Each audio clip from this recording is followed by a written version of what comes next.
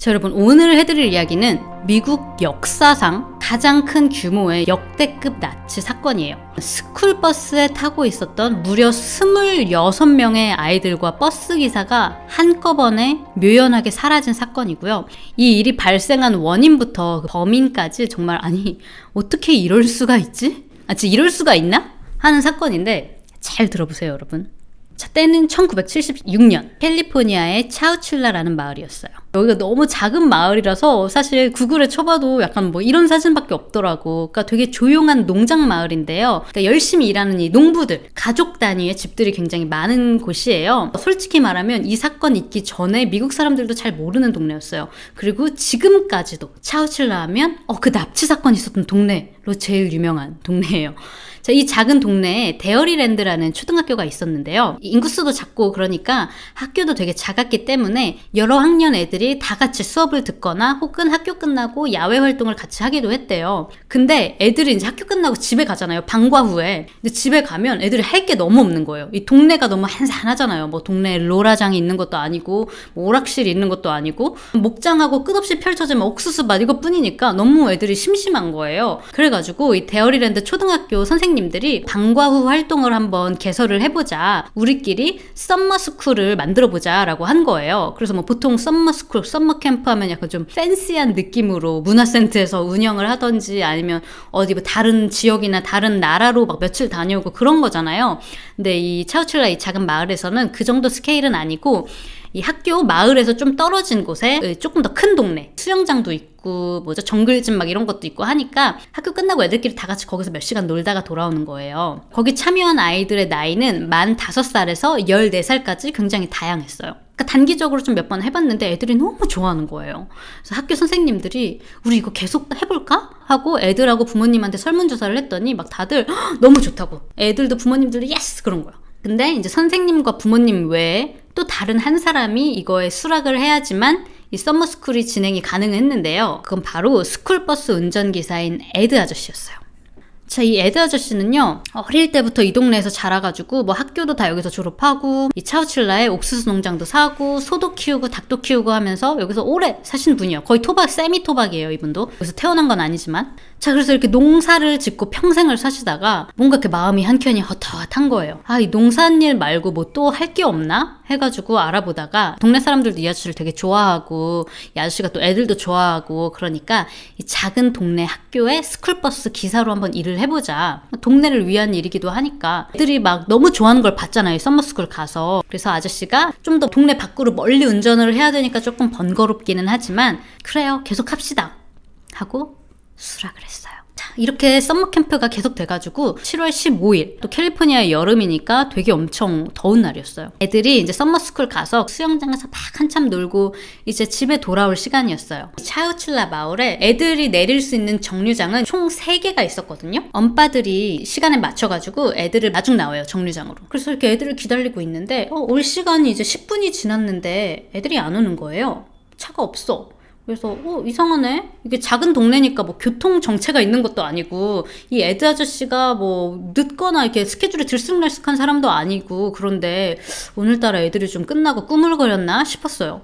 근데 이게 10분이 아니라 30분이 지나고 40분이 지나고 1시간이 되도록 애들이 돌아오지 않으니까 부모님들이 점점 불안해지기 시작했어요. 도대체 버스 어디 있는 거야? 오고 있는 거 맞아? 몇 블럭 떨어진 데 가가지고 언덕 같은 데 올라가가지고 저기 멀리 도로까지 이렇게 보는데도 마을로 들어오는 노란색 버스는 아무리 봐도 보이지가 않는 거예요. 부모님들은 당연히 여러분들 지금 아이들 키우시는 분들 입장에서는 이렇게 애들이 안 온다? 이 엄마 아빠들이 상상할 수 있는 최악의 악몽 같은 그런 시간인 거잖아요. 엄마 아빠들이 이제 패닉을 하기 시작했어요. 학교에 전화를 해가지고 왜 애들 안 오냐? 그랬더니 학교에서 애들 분명히 아저씨가 픽업해 갔는데 잠시만요, 저희가 다시 전화 드릴게요 하고 조금 이따 다시 학교에서 전화가 왔는데 그 교직원이 하는 말이 이상하네요. 첫 번째 정류장에 섰던 아이들은 다 지금 집에 벌써 도착했다는데요? 이상하네. 이렇게 오래 걸릴 리가 없는데 학교에서도 모르겠다는 거예요. 그러니까 이제 부모님들이 난리가 난 거예요. 더 첫 번째에서 두 번째 정류장까지 몇십 분 걸리지도 않는데 지금 그 사이에 도대체 무슨 일이 생긴 거냐? 이거 애드가 무슨 일 꾸민 거 아니야? 애드 아니면 누가 알겠어? 이러면서 동네 사람들이 애드네 집에 찾아가요. 문을 와이프 나오라고. 그래서 영문을 모르는 와이프가 집 밖에서 무슨 일이세요 하고 나오니까 엄마 아빠들이 막 웅성웅성 모여가지고 당신 남편 뭐 이상한 거 없었어요? 요즘에 뭐 수상한 거 없었어요? 뭐 꿍꿍가 있었던 거 아니야? 하면서 막 질문세를 막 쏟아내는 거예요, 와이프한테. 그랬더니 와이프는 아니 우리 남편이 왜 그런 짓을 하겠어요? 아니 당신들 아이들 중에는 우리 남편 친구 손주 손녀들도 있는데 우리 남편이 왜 그런 짓을 하겠냐고 막 그러면서 이제 남편을 두둔을 했어요. 그럼 도대체 스쿨버스는 어디로 간 걸까요? 자, 다시 썸머스쿨 장소로 돌아가 볼게요. 썸머스쿨이 끝나고 에드 아저씨가 가서 애들을 픽업을 했어요. 그리고 첫 번째 정류소에서 한 그룹의 아이들을 내려주고 이제 나머지 두 번째, 세 번째 정류장에 내려줘야 될 애들이 여자아이 19명 그리고 남자아이 7명 총 26명이 있었어요. 가장 어린 아이는 만 5살 그리고 가장 나이가 많은 아이는 14살까지 연령대가 좀 다양했어요. 뭐 길을 잃었나 하시는데 이 길은 이 아저씨가 맨날 왔다 갔다 하는 익숙한 동네고 그냥 한적한 차도예요. 눈 감아도 가는 그런 길이니까 룰루랄라 이렇게 운전해서 가고 있는데 길 가는 도중에 웬 하얀색 밴이 길 도로 한가운데 딱 서가지고 길을 막고 있는 거예요. 미국의 작은 동네 이런 동네는요 차만 봐도 누가 누군지 알고 번호판 안 봐도 이거 외지 사람 차라는 걸 단번에 알 수 있어요. 근데 한 번도 보지 못했던 웬 하얀색 밴이 길을 딱 막고 있으니까 아저씨가 그걸 보고 속도를 이제 줄이면서 이제 뒤를 보고 누가 운전을 이렇게 얘들아 주차 이런 식으로 하는 거 아니다 하면서 웃으면서 이제 천천히 들여다봐요. 뭐야 차에 뭐가 문제가 있는 거야? 하면서 정차를 한 순간 밴에서 갑자기 3명의 무장한 남자가 갑자기 뛰쳐나와요. 근데 여러분 생각해봐. 무장강도라고 해도 아니 이 스쿨버스 애들이 가진 게 뭐가 있다고 좀 이상하잖아요. 뛰어나오는 남자 셋을 보는 순간 에드 아저씨는 이거 뭔가 잘못됐다 라고 느꼈지만 때는 이미 늦어버렸죠. 3명의 남자는 모두 머리에 스타킹을 쓰고 있었고요. 셋 다 총을 들고 있었어요. 그중 한 명이 샷건을 들고 버스 문 열어. 지금 바로 안 열면 너 쏴버릴 테니까 후진할 생각하지 말고 당장 열어 라고 소리를 질러요. 순간 에드 아저씨는 선택의 기로에 섰어요. 버스 문을 열어야 되나? 버스 문을 열면 애들이 다 위험에 빠질 거 아니에요. 근데 버스 문을 열지 않고 뭐 후진을 해서 도망가려고 했다가는 총 들고 있는 사람이 3명인데 자기를 쏠 수 있겠죠? 자기가 열지 않아도 뒤에 비상용 문으로 어차피 들어올 수가 있거든요. 그러니까 일단 하라는 대로 스쿨버스 문을 열 수밖에 없었어요. 스쿨버스가 열립니다. 문이 열리자마자 그 샷건을 들고 있었던 남자가 바로 스쿨버스 안으로 뛰어 들어와요. 애들이 막 소리를 질렀고 쉿! 조용! 지금부터 아무도 소리 내지 않는다. 다들 머리 숙여서 엎드려. 그리고 또 다른 남자가 들어와서 에드 아저씨 관자놀이에 총을 겨누고는 귀에 대고 속삭여요. 뒤에 빈자리 가서 앉아. 반항하면 바로 쏜다. 아저씨는 두 손을 들고 조용히 뒤에 있는 버스 빈자리에 가서 앉아요. 자, 괴한 한 명은 아저씨에게 총을 겨누고 또 다른 한 명은 버스 운전대를 잡고 어디론가 향해서 운전을 갑니다. 그리고 3명이었잖아요. 또 다른 한 명은 그 하얀색 밴을 운전해가지고 이 스쿨버스 뒤를 가깝게 쫓아와요. 가는 동안 이 총을 들고 있던 남자는 아저씨에게 영웅놀이 같은 거 할 생각은 집어치워 라고 말합니다. 그리고 그 똑같은 말을 애들을 향해서도 말해요. 근데 애들은요 너무 무서워서 그 남자를 똑바로 쳐다볼 수도 없었다 그래요. 근데 그 중에 제일 어린 게 만 5살인 모니카라는 여자애였거든요. 이 애가 너무 어리니까 이게 위험한 상황인지 무슨 상황인지도 인지조차 하지 못했나 봐요. 애들 막 이렇게 다 엎드려가지고 막 이러고 있는데 모니카가 그 총 들고 있는 아저씨한테 가가지고 삼촌 왜 머리에 이상한 거 쓰고 있어요? 옆에 귀 이렇게 나와가지고 토끼 같아요. 아저씨 부활절 토끼예요? 이스터 버니라고 부활절에 그 토끼 여러분 미국에서 부활절 되면 막 분장하고 계란도 나눠주고 이런 거 있거든요. 애기니까 이제 모르니까 그 얘기를 한 거예요. 이제 에드 아저씨는 긴장하고 이런 상태에서 저런 얘기를 하다니 분위기가 전환되는 것 같으면서도 또 한편으로는 이게 지금 무슨 상황인지도 모르는 애가 있는데 이제 정말 큰일 났다라는 생각밖에는 들지 않았다고 합니다. 얼마간 운전해가지고 이렇게 가더니 강가 근처에 있는 숲속 깊숙이 스쿨버스와 하얀 밴이 정차를 해요. 그리고 거기 가보니까 숲을 속에 뒤덮여져 있는 또 다른 하얀색 밴이 서 있었어요. 총을 든 남자 3명은 26명의 아이들과 에드 아저씨를 차례로 두 밴에 나눠서 옮겨 태우고 또 다시 어디론가 향해요. 이 배는요, 이 창문이 있긴 있었는데 아주 까맣게 칠을 해놔가지고 밖에서는 아무도 안을 볼 수가 없었대요. 에드씨가 차가 출발할 때부터 시계를 확인을 했거든요. 무려 11시간을 운전해서 달리고 있었어요. 밤이 돼도 7월에 캘리포니아잖아요. 너무너무 더운 거예요. 환기도 안 되고 창문도 못 열고 11시간 동안 애들은 아무것도 마시지도 못하고 먹지도 못하고 화장실도 못 가고 막 애들 차멀미하고 아무튼 난리가 났대요. 근데 또 그 상황에서도 그 중에서도 나이가 많은 애들은 어린애들 다독여준다고 그 노래 있죠. If you're happy and you know it, clap your hands. 노래 가사가 너가 행복하다면 손뼉 쳐 이 노래잖아요. 근데 애들이 하나도 행복하지 않은 거야. 지금 다들 무섭고 슬프고 막 아프고 그러니까 노래를 바꿔가지고 If you're sad and you know it, clap your hands 하니까 애들이 다들 이러면서 그나마 흥얼흥얼 거리면서 그렇게 어디론가 계속 가고 있었어요.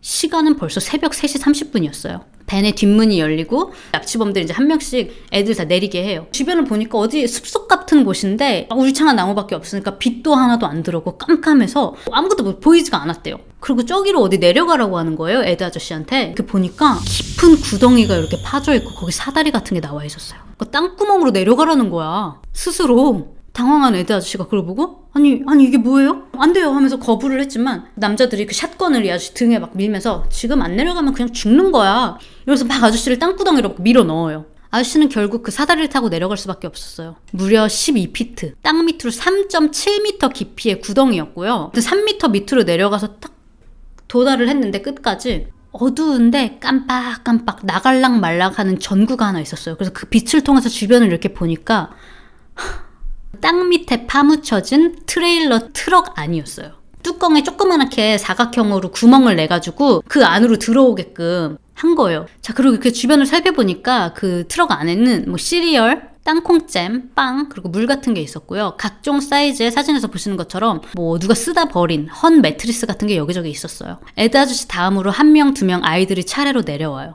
이제 26명의 아이들이 다 이 안에 찼어요. 그리고 이제 아저씨가 아니 이게 도대체 뭡니까 하고 질문을 하기도 전에 쿵! 하고 트럭의 윗부분이 닫히고 삽으로 흙으로 덮는 소리가 들렸어요. 아이들은 막 소리를 지르기 시작했고요. 어떤 아이들은 그 자리에서 기절했어요. 지금까지 여기까지 이동하는 와중에도 아이들한테 괜찮을 거야, 아무 일 없을 거야 라고 다독였던 에드 아저씨였지만 이 순간만큼은 아저씨도 아이들 옆에서 함께 엉엉 울 수밖에 없었어요.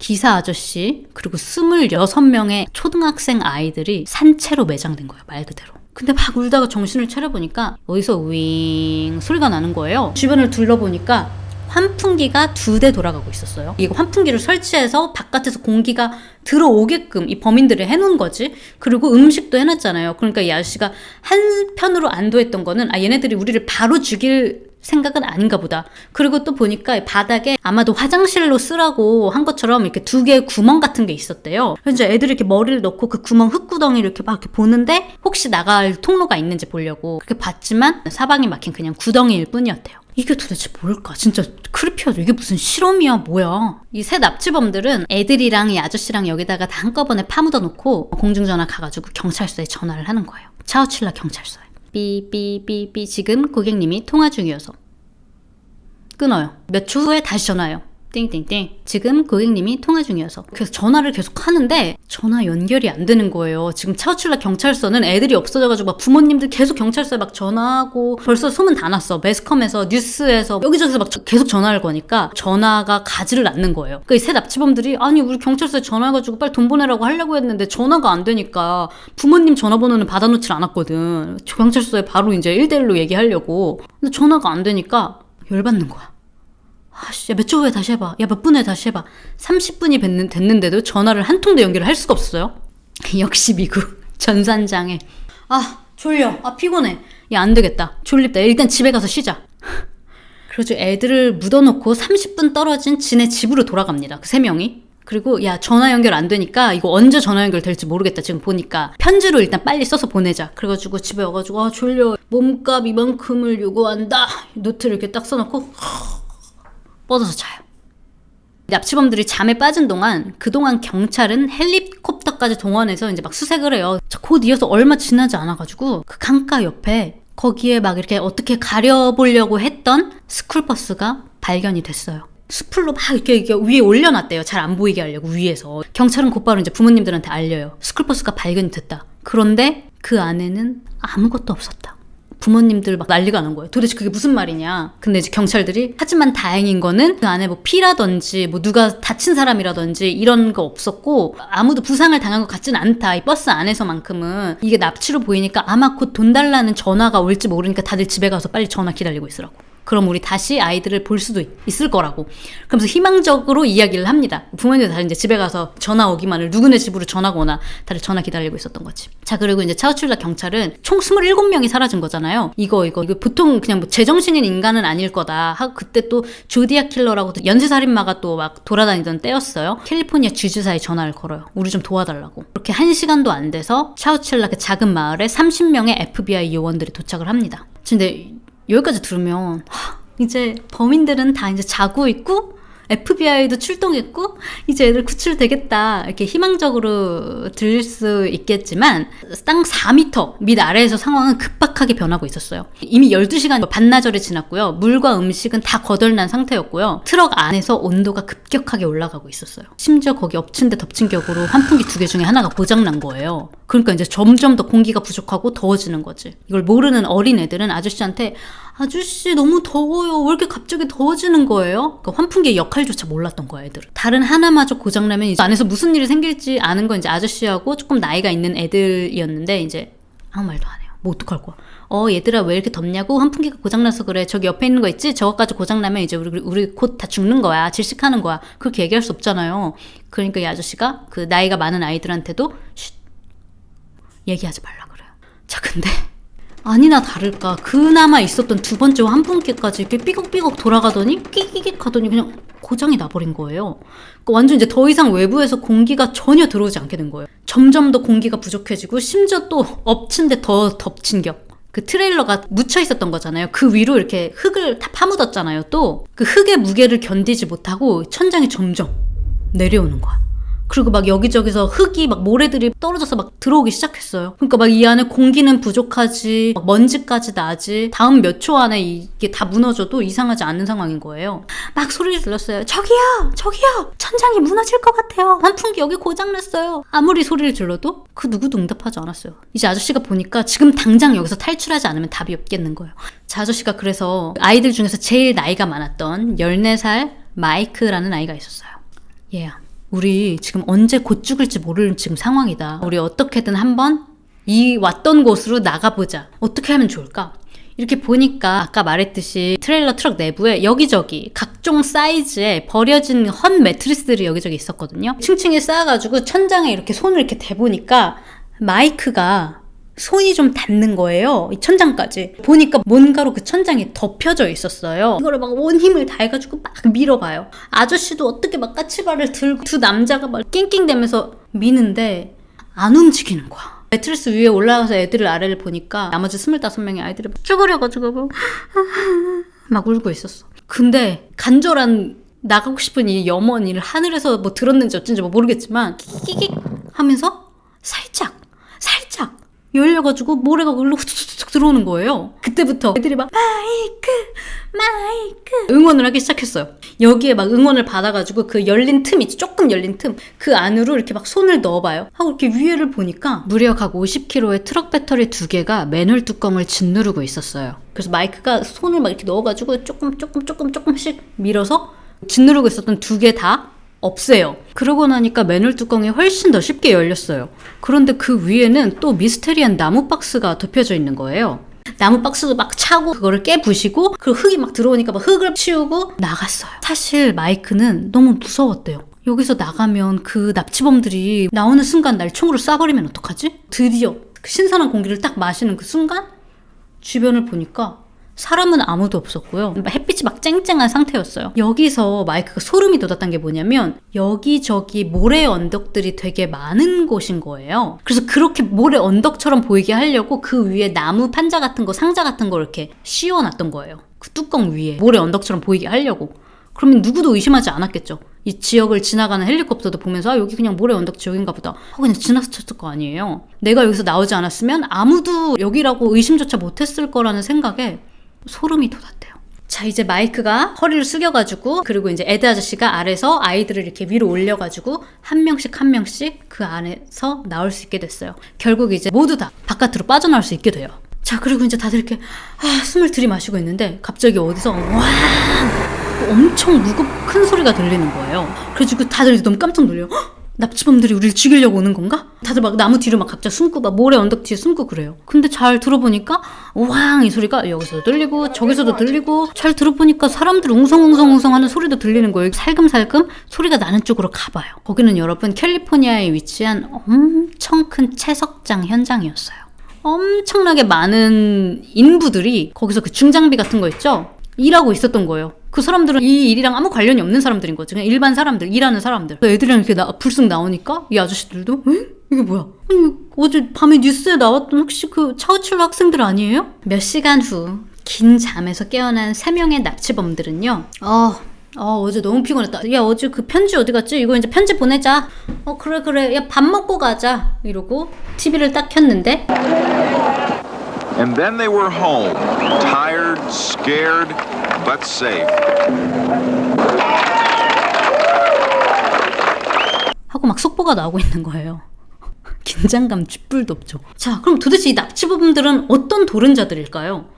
범인을 추적하는 건 다행히도 그렇게 어렵지가 않았어요.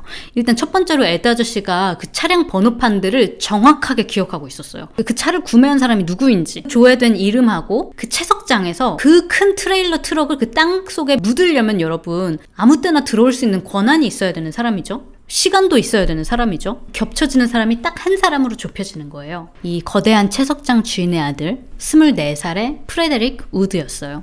그리고 그의 친구인 24살 제임스와 제임스의 남동생 22살인 리차드가 공범으로 지목이 됩니다. 24살? 제 말이요. 얘네들이 유력 용의자라는 사실에 경찰들도 그럴 리가 라는 생각이 들었던 게, 이 3명 다 엄청난 부잣집 아들들이에요. 보통 부잣집이 아니야.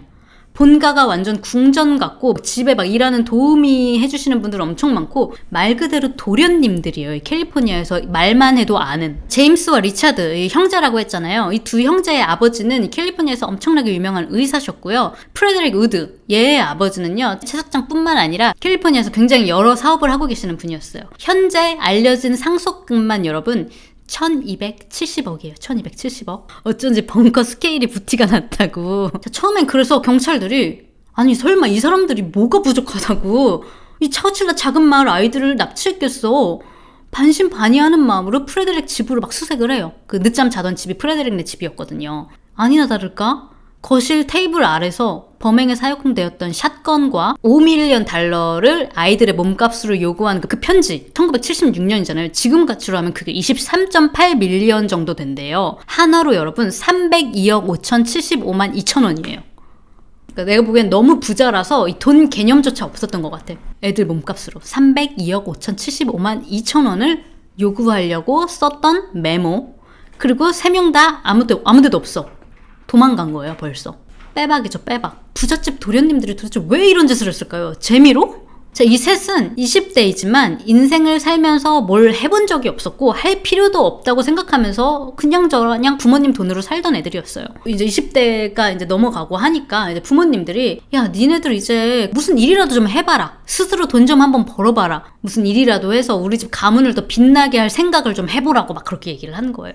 근데 이 셋은 일을 하기가 싫었어요. 엄마, 일을 내가 왜 해? 일은 하기 싫고, 돈 달라고 하니까 이제 조금씩 눈치가 보이고, 근데 또 돈은 써야겠고, 이것저것 막 차도 사고, 오토바이도 사고, 하다 보니까 점점 자기들 빚으로 쌓이는 거예요. 그게 지금 돈 한 몇 천만 원 빚이 됐대요. 아까 상속금만 1270억 받을 사람이잖아. 부모님한테 갚아달라고 해도 돼. 근데 안 그래도 요즘에 나가서 일 좀 하라고 부모님들이 닥달하는데 돈 달라고 하면 뭐라고 하겠어요. 나가서 니들이 돈 좀 벌어봐라. 그 잔소리가 돌아올 게 뻔하잖아요. 그러니까 돈 달라고 말하기가 싫은 거예요. 근데 일은 하기 싫은데 어디서 돈을 구하지? 하다가 제임스가 좋은 생각 있어. 납치를 하자, 납치. 그러니까 애들이 납치? 누굴 납치해? 애들을 납치하는 거야. 애들은 약하니까 우리한테 어차피 덤비지도 못하잖아. 그러니까 순순히 따라올걸? 그리고 애들은 사회에서 소중한 존재이니까 경찰서에 돈 달라고 하면은 돈을 보낼 거야. 야, 그리고 우리가 머리가 셋인데 뭐 몇 억으로 되겠냐? 한 302억 정도 달라고 하자. 302억이면 애들 한둘로는 안 되니까 스쿨버스를 통째로 애들 몇십 명을 한 번에 다 납치하는 거지. 여러분 막 채팅에 뇌절이다. 진짜 미친놈이다 진짜. 꼴통이다 그러시는데 진짜 이게 무슨 미친 소리지 싶잖아요. 근데 제가 지금 지어서 하는 말이 아니라 제임스가 했던 말 그대로 번역해서 말씀드린 거예요. 진짜 이렇게 말했대요. 진짜 무슨 B급 코미디 영화에 나올 만한 시나리오죠. 그 몸값까지도 진짜 이거 완전 장난 아니야? 근데 그나마 사람들이 구출됐으니까 코미디지. 만약에 그 벙커 무너지고 여러분, 아니 벙커가 무너지지 않았더라도 환풍기 다 고장났잖아. 그 안에서 26명이 몇 시간 뭐 필요했겠어요? 자, 이제 공개 수배가 들어가고 얼마 지나지 않아서 제일 어린 22살 리처드가 엄마 하고 집으로 돌아와요. 제일 먼저 자수를 하고요. 그리고 며칠 안 돼서 캘리포니아에 있던 애들이잖아요. 다른 주인 워싱턴 주에서 수배범인 제임스를 목격했다는 한 시민의 신고로 해변가에서 햇살을 즐기고 있던 제임스도 체포가 됩니다. 제임스는 당시 자수하려고 했어요. 먼저 찾으셨네. 제가 곧 내일 자수하려고 했는데 그건 아무도 모르는 거죠. 자, 그리고 얼마 지나지 않아서 프레데릭은 캐나다 밴쿠버에서 체포가 돼요. 그 사이 또 캐나다로 튀었어. 자, 이 셋은 종신형을 선고를 받습니다. 근데 종신형에도 두 가지 종류가 있어요. 가석방이 되는 종신형, 가석방이 없는 종신형이 있잖아요. 근데 이 재판 중에 한 가지 이슈가 있었어요. 신체적인 피해가 있었느냐 없었느냐. 이거에 따라서 가석방이 될 수도 있고 없는 종신형이 될 수도 있고 이렇게 나눠지는 거예요. 그래서 원래 처음에는 가석방이 없는 종신형을 받는데 당연히 이제 부잣집 아드님들이잖아요. 캘리포니아 최고의 변호사들을 선임을 한 거예요. 별별 것도 다 커버한다는 막 그런 유명하고 엄청 비싼 변호사들 막 집단으로 막 다 선임을 해가지고 아니다. 이 셋은 납치는 한 건 맞지만 그리고 몸값도 요구하려고 했던 것도 맞지만 피해자들에게 해를 준 건 없다. 뭐 피해자를 때리거나 뭐 어떻게 뭐 한 건 없잖아요. 근데 피해자들 측에서는 이거를 용납을 할 수가 없었어요. 특히 부모님들은 아이들한테 피해가 온 게 없다니 이거 말도 안 된다. 아이들이 예전 같지가 않다. 그날 이후로 변했다면서. 매일 악몽에 시달리고 정신적 피해를 받고 있다고 호소를 하지만 이 사건과 연관시키기 어렵다. 어쨌든 신체적인 피해가 아니다라는 이유로 다시 가석방이 허용되는 종신형으로 재판결을 받습니다. 제가 보기엔 이게 좀 약간 시대적인 상황도 있었던 것 같아요. 지금처럼 이런 정신적 피해도 인정이 되고 그리고 또 이런 일이 있었다면 소셜미디어에서 벌써 난리가 났을걸요 아마? 법원 앞에서 막 다들 데모하고 찾아오고 난리가 났겠지. 아마 그렇게 못했을 거야 지금 같았으면. 아무튼 그래가지고 리차드는요 제일 먼저 자수했던 2012년도에 이제 57세의 나이로 석방이 되고요. 형인 제임스는 3년 후 2015년에 63세의 나이로 나옵니다. 2012년 현재 70세가 된 이 재벌 상속자, 제일 부자였어요. 그리고 자기네 아빠 채석장을 그 범행 현장으로 이용하기도 했고 프레데릭은 2022년도까지 19번이나 석방 요청을 했지만 지금까지 모두 거절이 됐어요. 아니 진짜 저는 이 얘기도 너무 기가 찼던 게 아니 뭐 그 감옥 안에서도 뭐 제대로 생활을 해야 모범수여야지 뭐 석방이 될 건덕지라도 있거나 할 거 아니에요. 근데 지금까지 뭐 별거 몰래 핸드폰 소지한 것도 걸리고 감옥 안에서 뭐 음란물 소지하고 그거 보는 것도 걸리고 원래 그 죄수가 이 사회 밖에서 사업을 운영을 할 수가 없대요. 아니 그 가능한가? 그게 가능한가 봐. 한두 개가 아니라 여러 개 다수의 비즈니스 사업을 운영하고 있었고요. 감옥에 수감되어 있는 동안 결혼도 3번이나 했어요. 그러니까 나 옛날에 그런 얘기를 들었거든. 심지어 감옥 안에서도 돈이 있는 자와 없는 자로 나뉘어진다고? 근데 아마 그런 게 아닌가 싶어. 대단하죠? 감옥 체질? 그런데 감옥 체질은 아닌 것 같아. 그렇게 거의 2년에 한 번 걸로 가석방 해달라고 요청했잖아요. 어쨌든 나가고 싶다고. 변호사도 계속 바꿔서 선임하고. 지금 이제 2022년도에 프레데릭이 이제는 가석방이 될 수도 있겠다라고 또 이야기가 지금 나오고 있더라고요. 그래서 만약에 가능하게 된다면 2024년 72세의 나이가 될 거라고 합니다. 아직은 이제 모르는 거죠. 확실한 건 아니고 지금 또 2022년도에 또 다 이 얘기가 올라오고 있더라고요.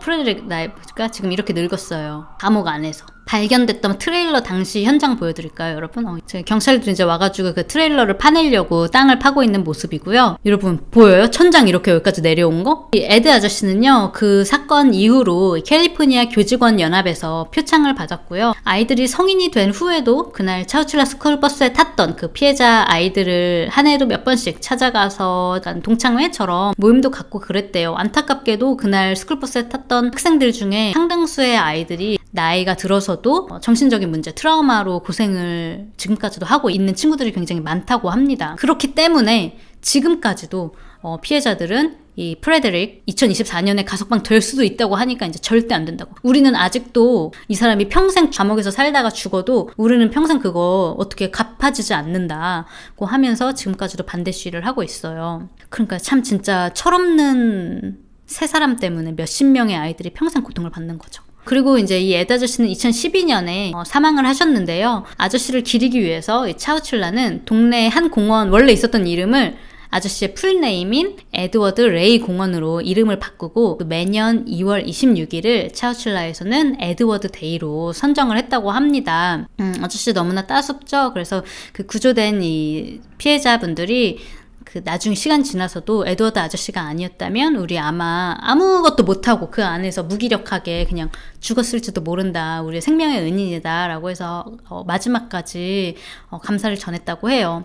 또 약간 안타까우면서도 어떻게 약간 복잡한 감정이 드는 또 소식이 또 뭐냐면 약간 비하인드 스토리. 아까 14살의 마이크 있잖아요. 학생 중에 제일 나이가 많은 친구였다고 했잖아요. 이 친구가 원래 아까 서머스쿨 가는 걸 애들은 좋아했는데 본인이 이제 좀 나이가 많고 그러니까 나는 애들이랑 놀기 이제 유치하고 난 그런 데 가기 싫은 거야. 그래서 보통 서머스쿨에서 참여를 안 했어요. 근데 이날 갔던 게 뭐냐면 그날이 있기 며칠 전에 학교 끝나고 14살인데 친구들이랑 모여가지고 집에서 엄마 아빠 농사 지으러 이제 나가셨으니까 애들끼리 야 냉장고에 시원한 맥주 있어. 우리 맥주 한 잔씩 하자. 그러면서 친구들이랑 집에서 몰래 맥주를 먹다가 엄마한테 딱 걸린 거야. 그래가지고 엄마가 열받아가지고 야 이놈의 새끼야 이러면서 너 학교 끝나고 할 거 없으면 너도 썸머스쿨 방과후 활동이나 가라고. 너 집에서 심심해? 친구들이랑 나쁜 짓 하지 말고 학교 활동이나 하라고. 다음날인가 다다음날 썸머스쿨 보낸 거예요. 그래서 가기 싫은데 막 그러는데 엄마가 안 그러면 너 이제부터 친구 못 만나. 외출 금지야. 그러니까 알았어 이러고 그냥 썸머스쿨에 참석을 했던 거야.